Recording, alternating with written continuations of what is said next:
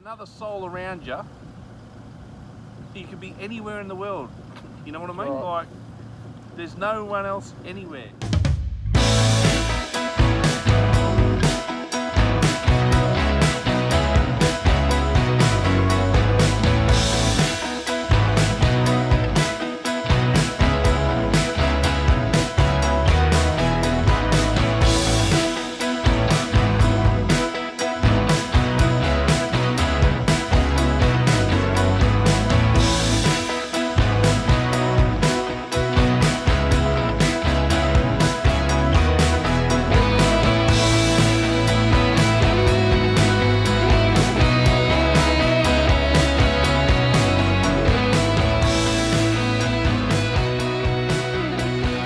Hello, more beer than Barrow back. This is a quick week before preview of the trip we're about to do. And this is our brand new 76 Series GXL Land Cruiser. And I am going to be paying this off for the rest of my life, I reckon. I'm not even going to go into how much this cost and what my repayments are. But living up in the top end, we've decided that we need the most reliable possible vehicle with the best possible access to parts and servicing that we get up here.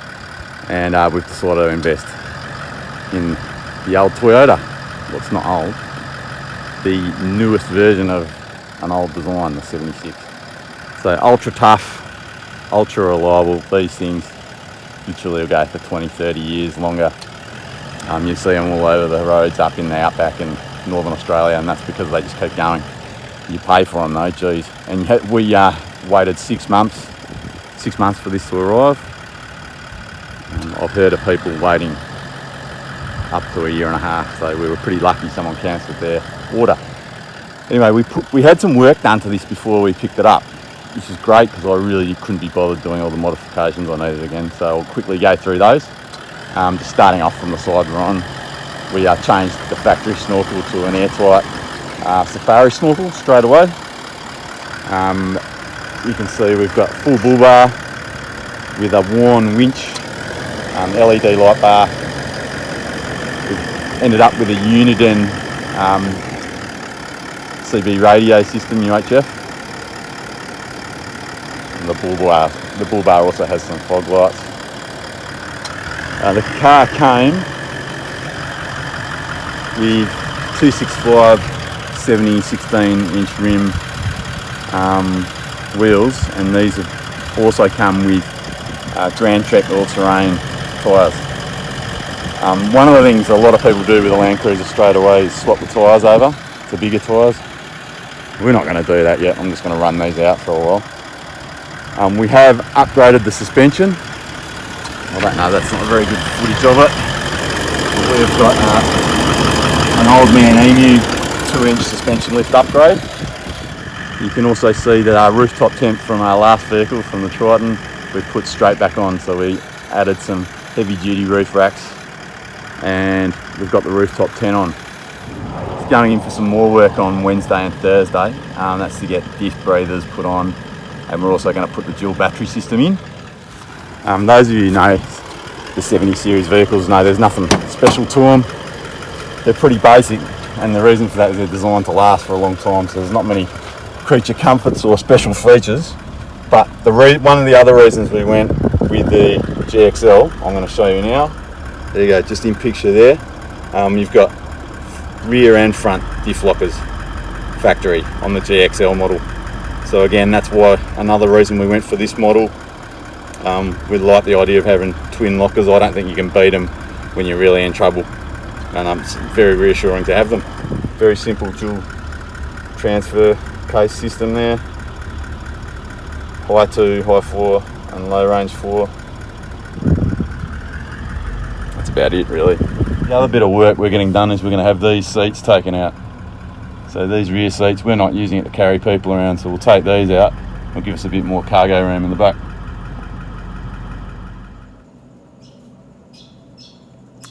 Well, cheers. 5 days out from the trip. I should have mentioned before that the plan is we're going to go camping all the way up to Darwin. So we're going to stop at a place near Timber Creek on the way up. and then we're going to check out a couple of our favourite campsites around the Darwin area, coastal campsites, because that's something we can't do much of here in the East Kimberley, if you don't have a boat anyway. So you're probably wondering, why am I having a barbecue on my own here? On Sunday afternoon we'd usually have some mates and we'd usually be doing roast pork on the Weber, but unfortunately I'm a close contact. COVID has just arrived here in Kununurra, and luckily the vaccination rates were reasonably high by the time it got here, but we're literally the last place in the whole world that's getting run over by COVID. So again, this year there's a threat to my trip, which is due to start in 5 days' time. If I come down with COVID in the next 5 days, which is a high chance because there's hundreds of people in town with it, then I'm in a lot of trouble. And that's the end of my trip, basically. Oh, that's a bit hot. Take that off the heat.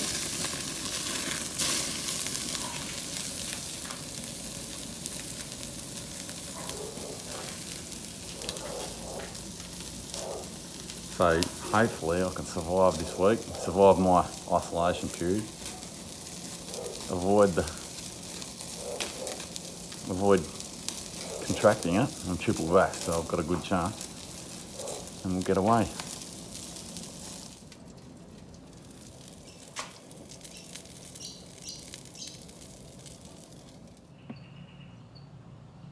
Righto, less than 24 hours before departure now, or our scheduled departure, as long as I can avoid COVID for another day at work. And the last few bits of modifications and work have now been finished on the car. So since I spoke to you last time, the rear seats have been removed to give us a bit more cargo space. But more importantly, we have now had installed the lithium battery setup. So the battery is hidden under there. There's also a little bit of room for a bit of stowaway luggage, not much. And they've installed this bench to cover where the seats were and where the seat floor well was. So we've got a nice flat surface. Some tie down spots for the fridge. We've got output there, Waco, angle, and some USB ports. And we've also got this 30-second 270-degree awning. So I'm not going to get that out right now. You'll see some footage of that on the trip. But that's going to open up and give shelter basically around the whole side and rear of the vehicle. So you'll see some of that on the trip, hopefully. On the awning as well, they've put in and installed some lights that connect up to the dual battery setup. The dual battery monitor is actually an application on my phone. So I just open up the app, log into the battery, and it'll give me the voltage and the amp drawing and the health of the battery, plus any of the other data I want. Charging, you name it. So car's all packed.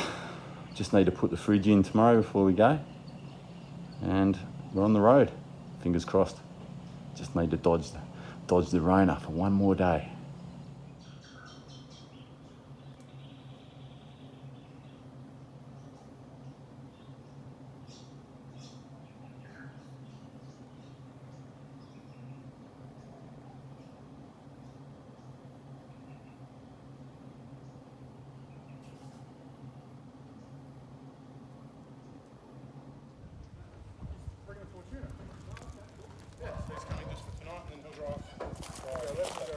How you going, everyone? What is happening? Packing. Looks pretty organised. Did you see my Yes. agree with what my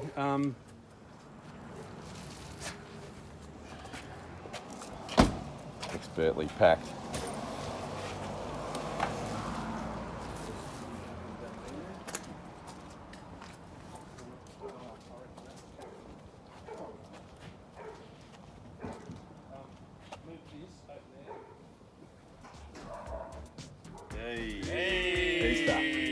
Easter Darwin trip.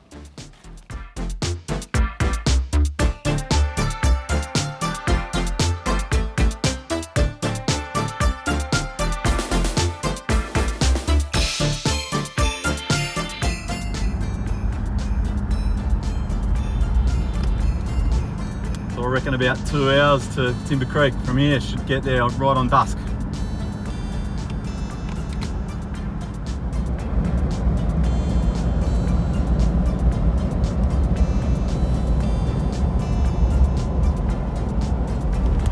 Welcome to the NT, boys.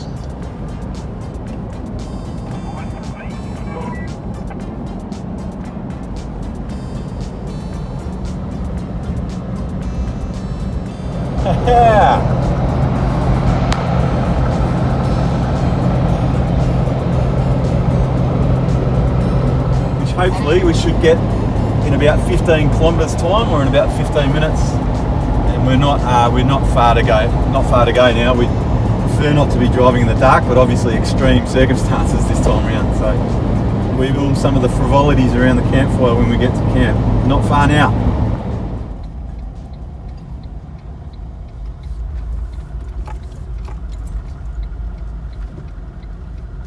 I'll just chuck her into four-wheel drive.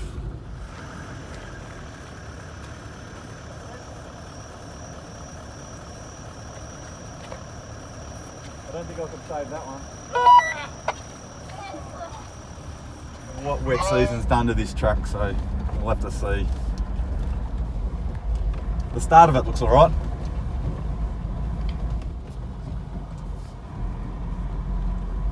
At some point we'll need low range. I just don't know at which point yet.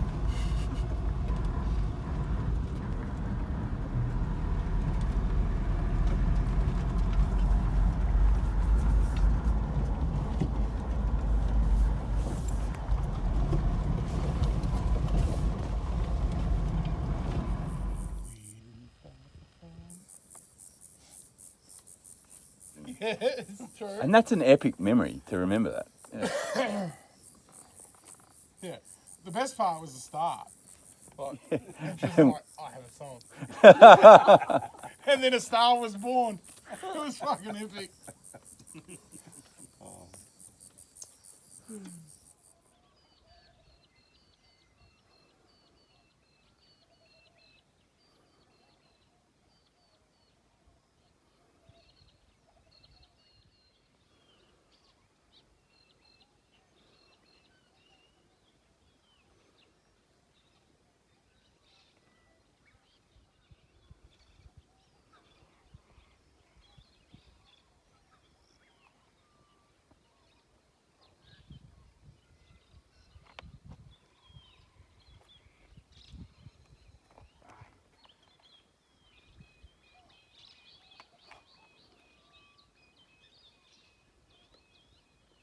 What do you reckon you're getting hit by?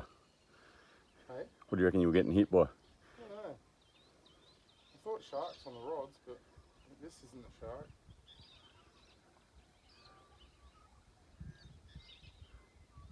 Nice spot, eh?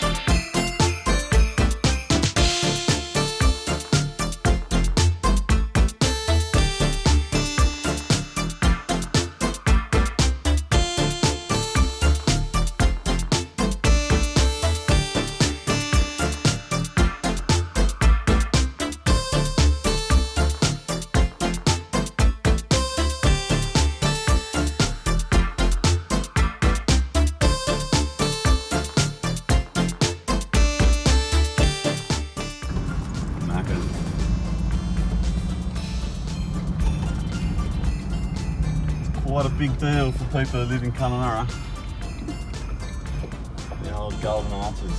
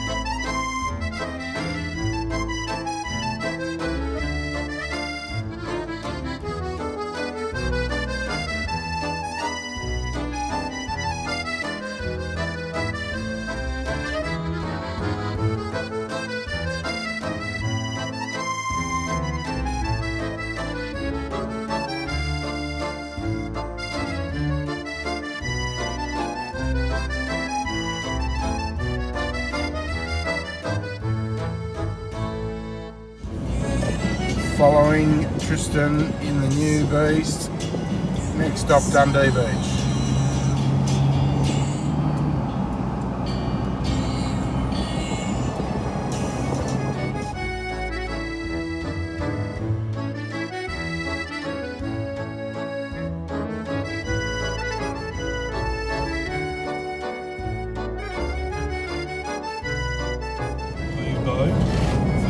And the trip continues. Here we are coming out into the peak of the Cox Peninsula, turning down towards Dundee Beach. Finnis Rivers on our left. Turn off for the boat ramp. Just back there a little bit. Here we go. We're driving along the Cox Peninsula. The journey continues. We're descending towards Dundee Beach. The T-Bone, the big T-Man, T-Master General is in front of us. And we're just here cruising along in Henry the Hilux and realising that you come to these moments in your life where you're at a crossroads and you've got a decision to make. You know, milestones in your life and, you know, contemplating your decisions, financial, love, work, you know, where you want to live, all those sorts of things. And then you come to a crucial decision, a decision that's going to forever define your life. A decision that's going to be very difficult. A decision of whether or not to keep driving Henry the Hilux when you get to milestones, amazing milestones. And these are the decisions we're faced with today. We have boobs. We have boobs on the odometer. And do we need to keep driving? I'm not sure. Here we go on the approach to Dundee Beach. A couple of K's out, we've just passed the welcome sign. We'll drive. Get a beeline straight to Stingray Head, is that alright? Ask him if we need a high floor or low floor. Yeah, perfect. Hey, high 4 or low 4?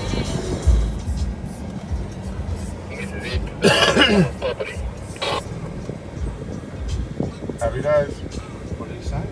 This is it because that's somebody's property. That's the one. Good for it.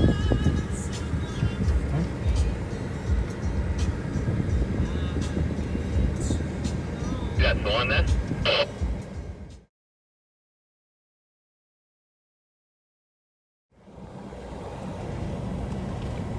Here we're coming down on the tracks, On down the beach now. on the Finnis River station. Going to pop out onto the beach, we think. Or at least onto the ocean.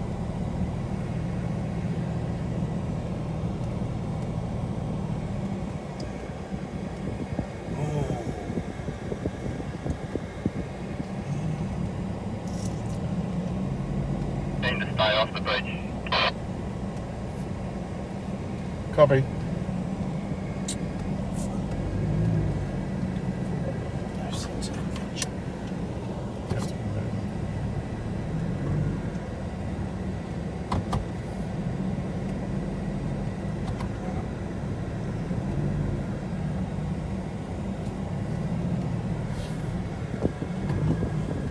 It's forward drive engaged. It's got a little thing at the top. Yep.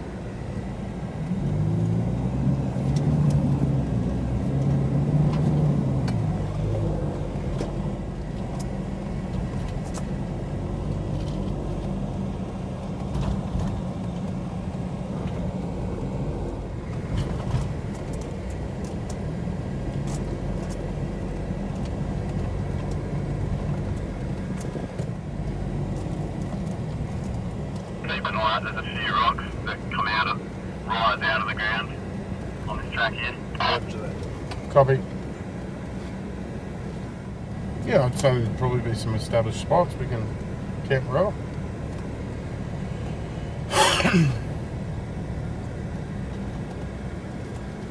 I think we're about 1,500 metres from Stingray.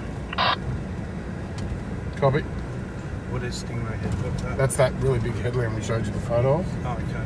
where you're up above the water. Is that what we want? Well, I think so, because I'm not sleeping at beach level. No? No.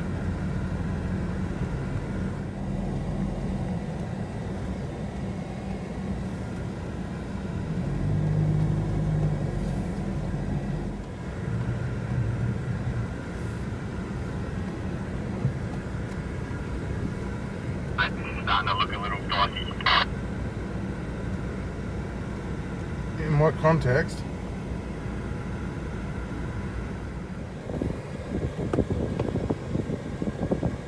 Yeah. Not in hubs. It's just in camping spots or something, I'd imagine.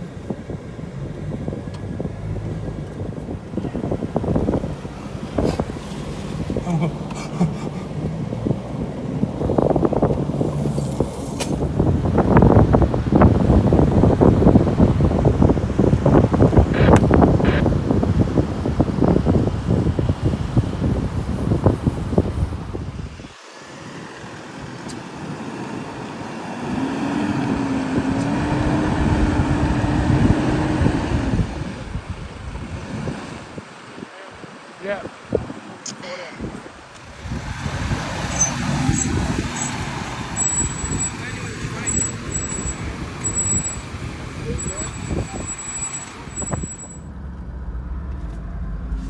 Well, here we are, Stingray Head, and geez, like those boys are pretty relaxed. I'm not. We, Pierre and Greg ended up a little bit too close to the water parked on what they thought was rocks, and what it actually was mud that had clumped together that looked like rocks. So they sunk right up to the axles, and the wheels were just spinning. They were no traction at all. So someone else came along and tried to snatch them out, and then that car got bogged. So I've had to manoeuvre my car as close as I had the balls to get to, basically, and winch them out. So I did a double recovery today. So the car's less than 2 months old and it's done its first double recovery. Not bad.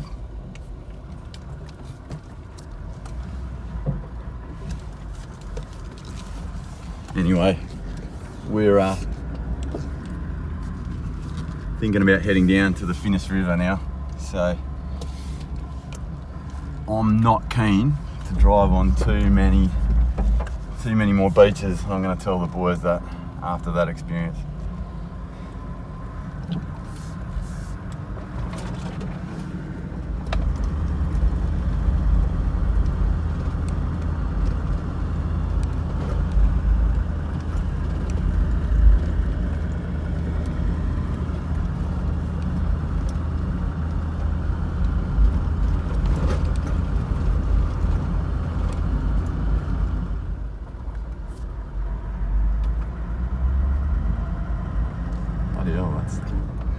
Looks like some heavy rain ahead.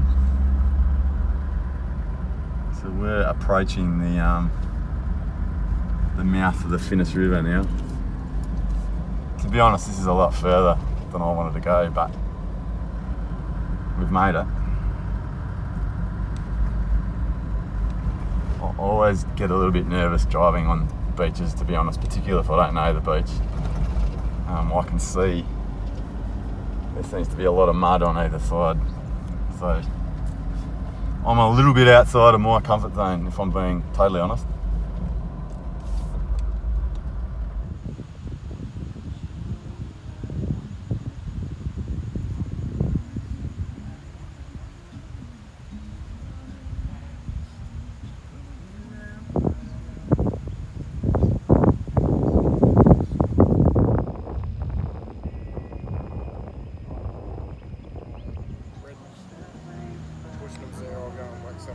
So how are we feeling, boys, after a day taking on Dundee Beach South and the Finnis River? And you're looking down at the Finnis River mouth that way. We've made it. We've made it. We had a double winch recovery, which we weren't expecting, but it's all good now, all done. And this is a good time for me to show off the new setup on our 76 series, I reckon. So this is the 270-degree awning. Obviously we kept the rooftop tent from the Triton and just added that on, but these 270-degree awnings are pretty expensive, but the feedback from the crowd at the moment is it's worth it.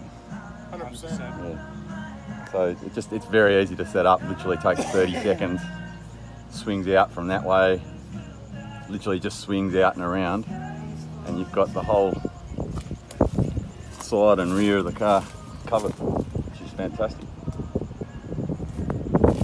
And we've set up anti-bug light. So apparently, this light doesn't attract any insects, but we'll find that out shortly, how reputable that claim is. And yeah, the new lithium battery setup. So the battery's hidden underneath, and we get a little bit of storage. Like I can use that section as a bit of a pantry. There's tie downs for our little fridge. We only carry a little fridge, Cam and I. And yeah, we've got angle, cigar, and USB power from the dashboard.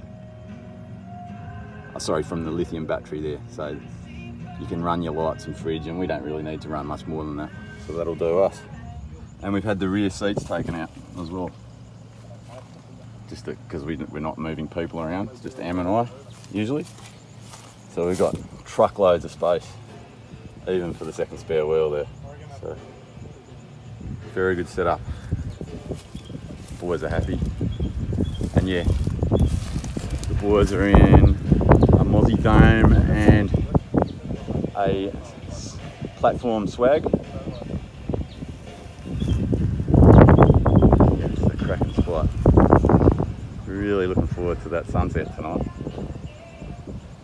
This part of the beach is probably too shallow for fishing, but as I said, tomorrow morning we're going to drive down to the Finnis River, which you're looking at the Finnis River mouth there pretty much, and we're going to drive down there and try our luck on the mouth of the river down there. We don't want to camp down there because all the mangroves there's probably heaps of sandflies. So home sweet home for the night. Until I get to that stage. So you're never going back to the city? No. 100%. Your time in the city's done. The only reason I go back to the city, I go there to visit my girls. Yep. I go to visit friends. As far as live, no. Yeah, visiting's fine. No. Visiting's fine. Visit, no worries. Fuck if I'm moving back to a city. No. City people aren't going to do this shit. They got no idea what they're missing out on.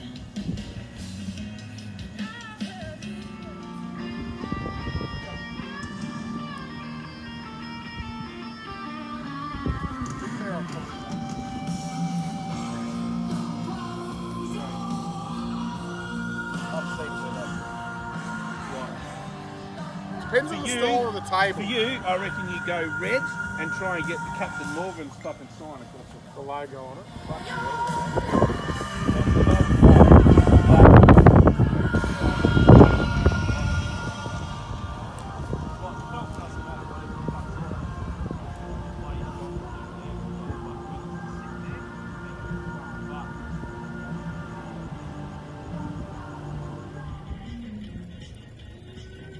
How you going, everyone? Well, just want to show you how hard our life is at the moment and the sorts of ordeals we have to endure while we're camping. So I'll just walk you through them. It's a really hard life, and I expect everyone's sympathy for this.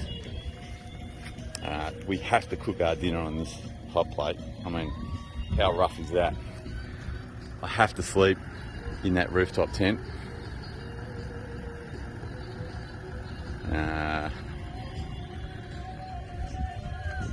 We've only got 2 cartons of beer and 3 bottles of rum and a bottle of scotch to drink.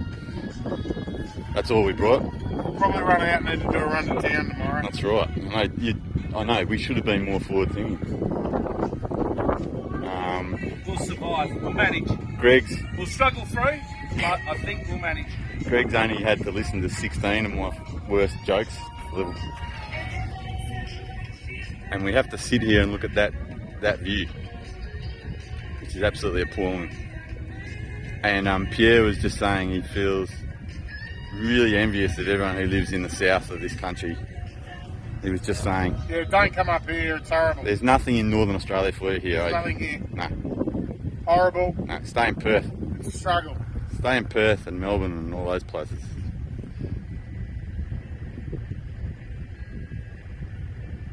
Another soul around you. You could be anywhere in the world. You know what I mean? Right. Like, there's no one else anywhere. We've got a staircase to the sun happening here. That's what I'm calling it. Some nice colours forming there, Pierre. Slowly, once the ducks behind the cloud, I think we might be exposed to a bit more pinks and purples. What do you reckon, Greg? Cheers. You happy with that? Awesome. Happy with the spot? Oh. It doesn't get any better than this. I've got to agree with you, 100%. And Pierre? No complaints. We're in paradise and we're feeling sorry for everyone who's not here. Yeah, again, got to agree with it. That's the view we have to endure tonight. It's really hard work. Luckily, we've got enough booze to get us through this ordeal.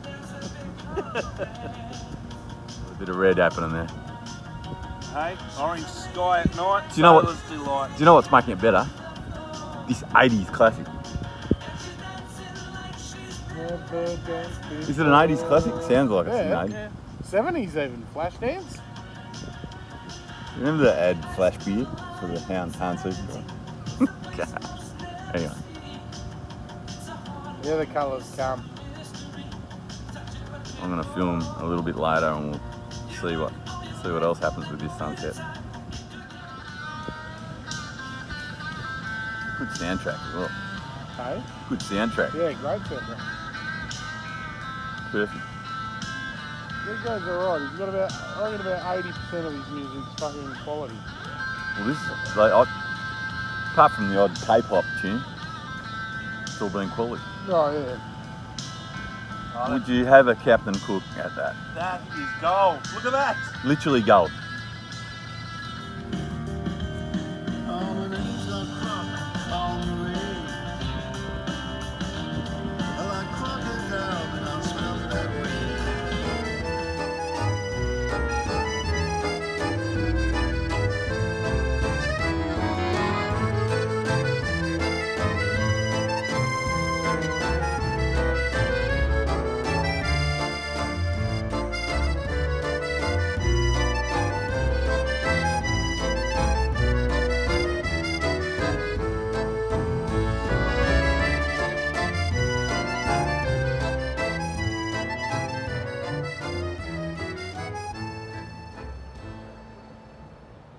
Good evening everyone, the dying light of dusk at Dundee Beach, and I just wanted to capture these final few colours because it's so special.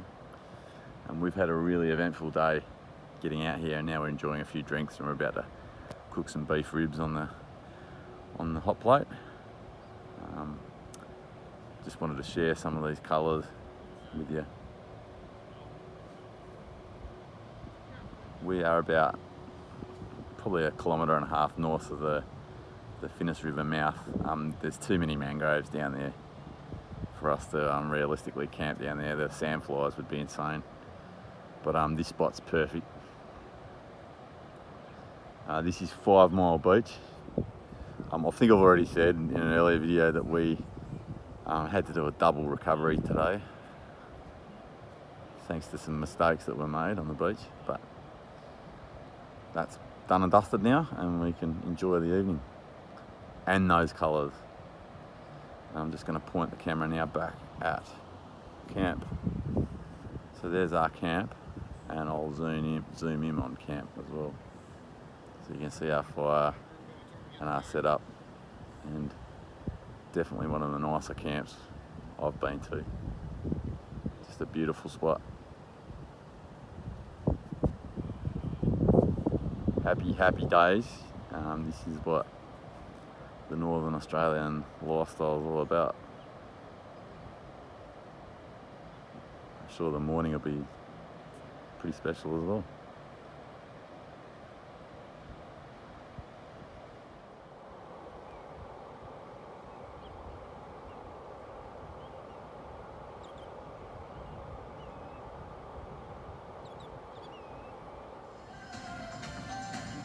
Righto, so here we are at camp. We've made some modifications at last minute, at late notice, because we've had to.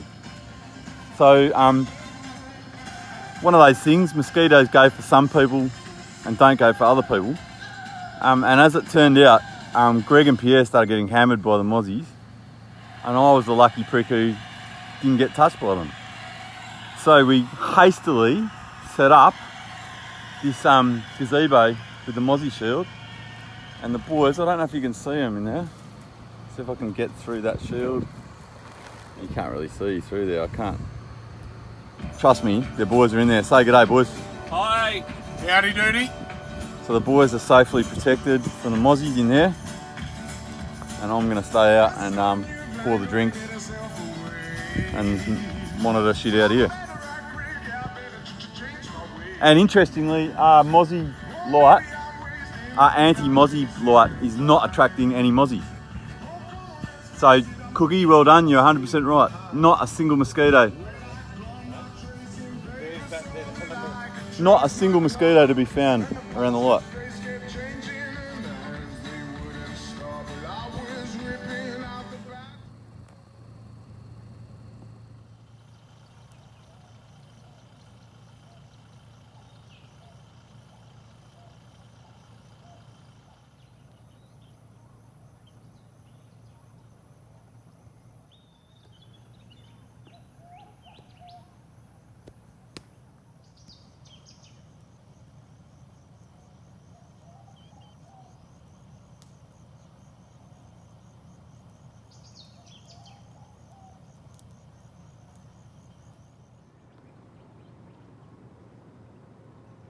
Good morning. It's dawn on Dundee Beach South near the mouth of the Finnis River. Beautiful scenery again. We were a little bit nervous last night about sandflies, but as it turned out, it wasn't the sandflies we needed to worry about.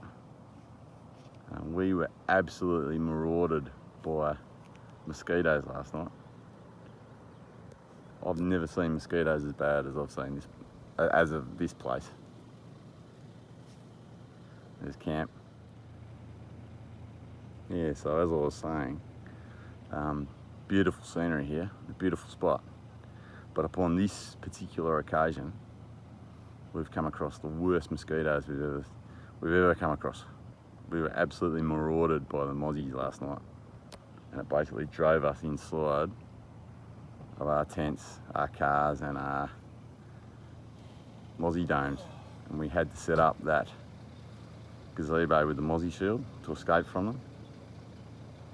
The boys have had a terrible night's sleep. They basically had to sleep in the car with the aircon running. And yeah, picturesque, but geez, by far the worst mosquitoes I've ever seen. And we might have just been unlucky with the tide or the climate or whatever.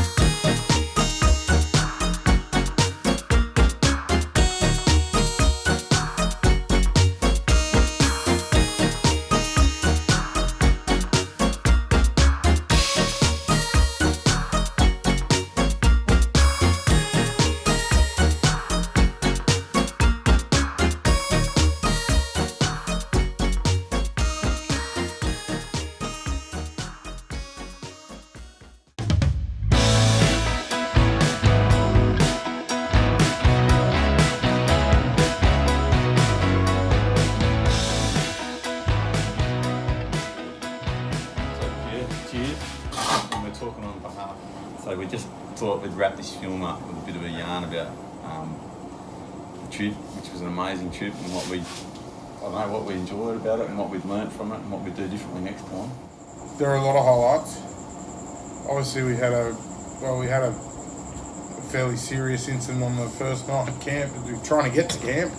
Yeah, which So I've edited out. That was a bit of a highlight, but we won't talk about that. A highlight in terms of a good outcome. Totally good outcome.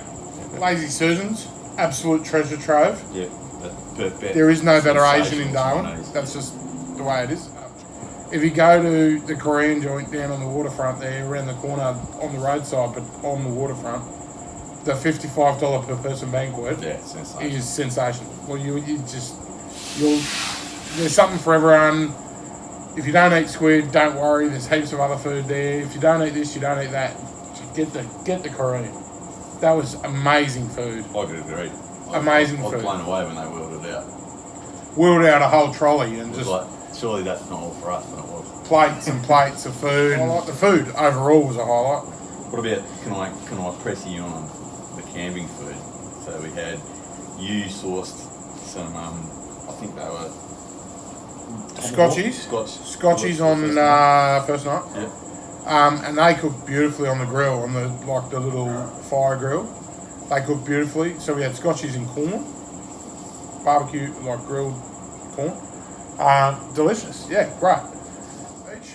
Again, we had baby ribs, and they were sensational, like really, really good. What I reckon worked with our cooking was we used a hot plate with mesh over and mesh grill over an open fire, and basically we used high temperature with big cuts of meat with ultra high amounts of oil and seasoning. It just seemed to work. Funny you should mention the seasonings, so we should give them a plug because they're that good. Master Foods, these two things, it goes on all meat. 100%. It goes on all meat, and I'm telling you now, they're the seasonings, as well as maybe a little bit of salt and what have you. But Saxa, thank you to our sponsors, Saxa and Master Foods. I agree with you though. Yeah, they're the bees' knees. They're the business. Pardon my French. Put them in your camp kit as well. Get them in your camp kit. Get them in your pantry. Yeah, I mean, 100%. just to cook your steak at home, a little drizzle of that, it's going to go a long way.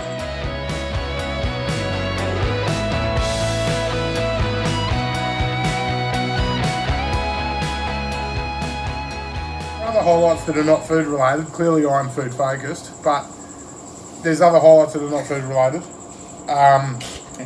You've got to probably rush through my ribs and didn't enjoy them as much as what I probably should have. But there were mosquito issues for me. That's a good segue to the next section we're going to talk about. At least I then got to listen to Tristan on the two-way radio telling me of the pros and cons of DJ Stick's music choices, which included things like DMC, the Mondo Rock.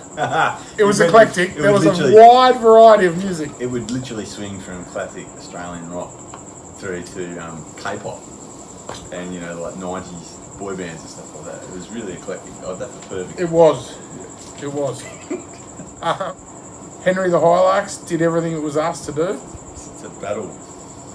It's a war horse. It's a warrior. It is a warrior. I like it named as a warrior. In fact, I think this is the first time I've spoken of this.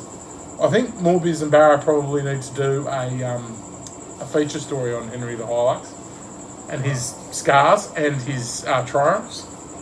And what it's been through and what. Other highlights, mechanical bull riding in Darwin, highlight.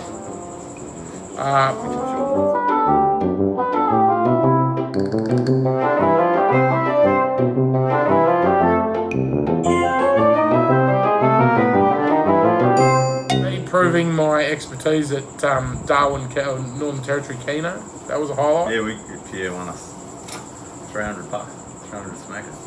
Profit, yep.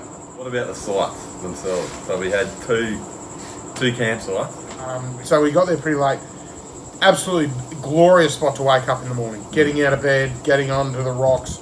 100%. I sat there for an hour in solitude watching the sun come up over the river, and it literally rises at the mouth of the river as you're sitting on the angle that you're sitting at from that campsite.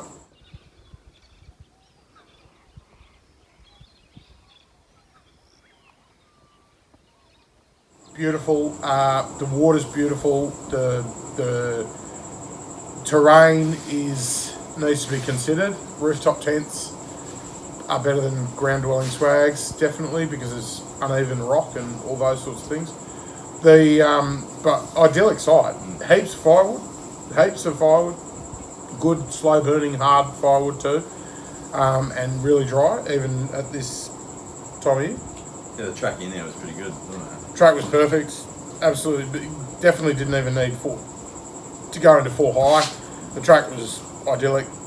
4 high made things a little bit easier, but it was not a tough drive, which is there. For people in Kununurra, if you want to leave on a Friday heading towards Darwin, it's probably perfectly located because the amount of time you eke out of that sort of twilight hours after work will get you thereabouts, won't it? Yeah, for sure. You can get there still in daylight, normally. And then the next morning, you're not in a rush to hit a 9-hour drive. You actually only 5 to 6 hours out of Darwin. So we'll talk about the other one now, which is a little bit more enigmatic, which was our campsite on 5 Mile Beach, part of Dundee Beach, and about a kilometre north of the Finnis River mouth. And we had some adventures getting out there. We got bogged. We had to do a recovery. We made it to the Finnis River mouth and we saw there were loads of mangroves there. So we made what we thought was a sensible decision to migrate north away from the mangroves of the river mouth. And we planned to go to Stingray Head, and then someone had a really good idea. Well, two people. Call us back. Not me either. Not me. I was the only person that was happy to go to Stingray Head. Say the story. But we got down the Finnis River mouth. It was low. The tide was low. We were not really keen on fishing. It was late. It was sort of 3:30 p.m. So we were kind of like, let's get our camp set up and start thinking about dinner and all the rest of it. We drove back and we were going back to Stingray Head. And in my car, I had Greg saying, "Oh, well, right there, that'd be a great camp spot." And I was like, "Well, you know, yeah, we probably would. Yeah, it would be okay, but we're going back to Stingray Head." And then Tristan comes on the two-way and says, "Oh, I'm at a really good spot. I reckon this would be a great camp spot if we stop here." And Greg says, "See, I told you so." And to be fair, there are lots of other YouTube videos for that exact spot where we camp. Yeah, saying it's an amazing spot. There was an existing campfire spot. Thank you to the people who were there before us and took all the firewood. They probably didn't get a chance to use it because they were run out by the mozzies. But that might have been a warning sign. And the smell. Oh, the smell. But yeah we set up camp and it was a dead croc on the beach. Dead croc, 8 dead stingrays and a dead turtle. But that's not, like, we got over the smell. We had a few beers or / rums. Tristan got the fire going. We set up camp and amazing sunset.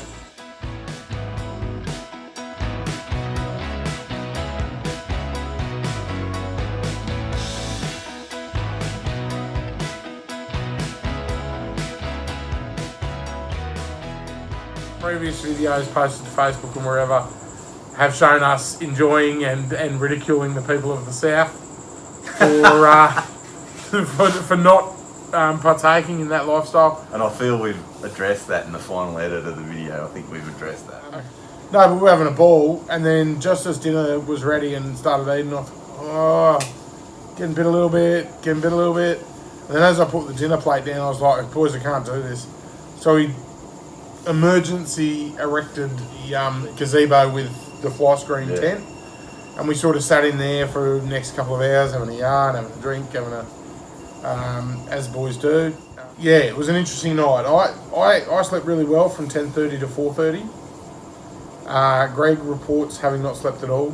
Too hot, too humid. Greg was in a swag on a platform swag, wasn't it? And he'd open up the canvas so the air could get in. But it was just that sort of situation, like the breeze dropped right on dusk, and because of that, the mozzies came in, but also the temperature went up. So it was a perfect storm really, and Greg's, even with totally mesh. Not our best recipe. Yeah. So 4:30 I woke up, and before I could even unzip the tent to go and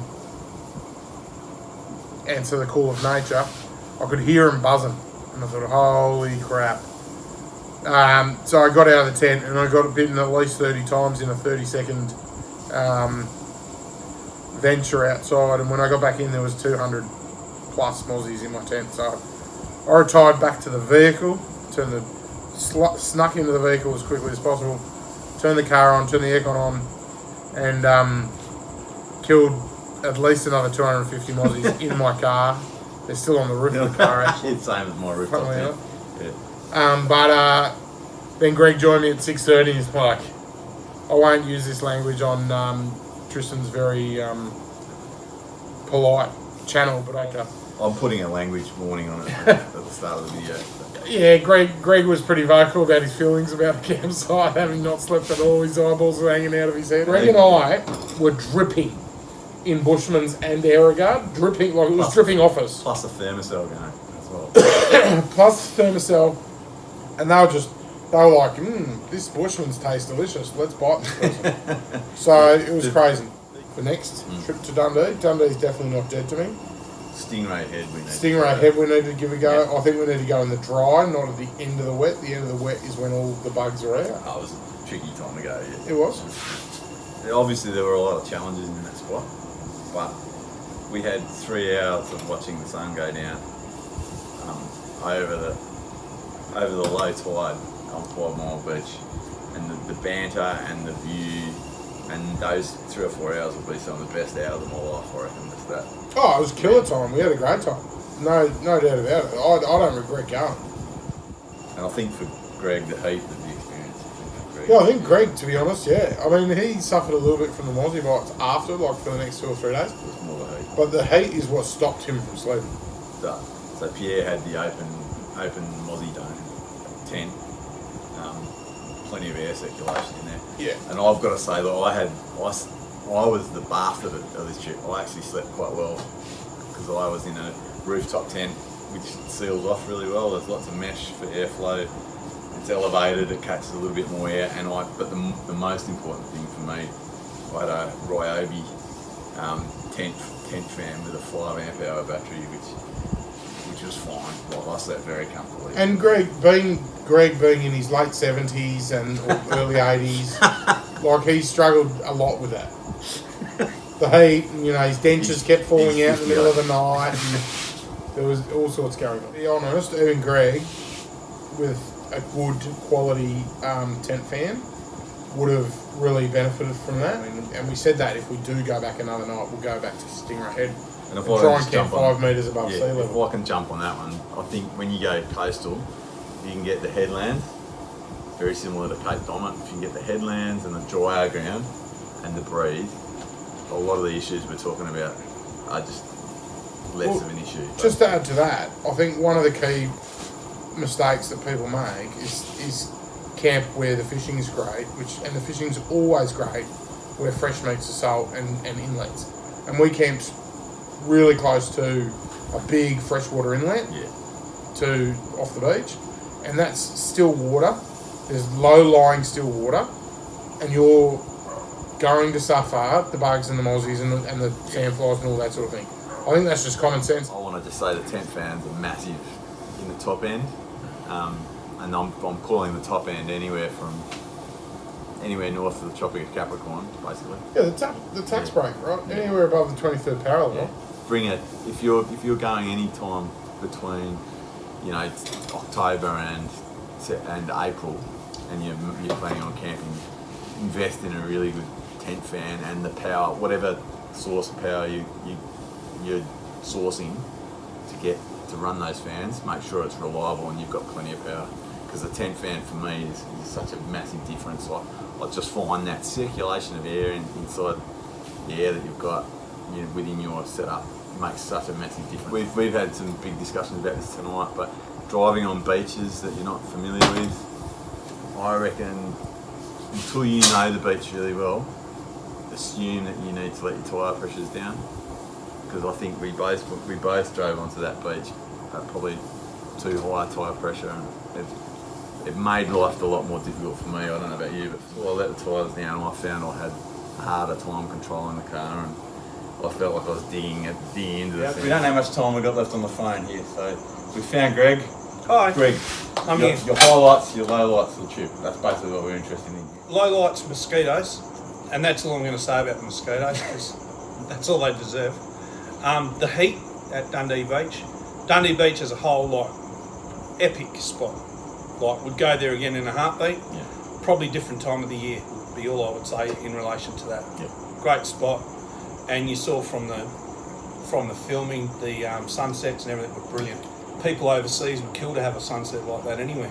So you know, it's right in our backyard, and up here especially, we get spoilt. We get to see that sort of stuff all the time, which is gold.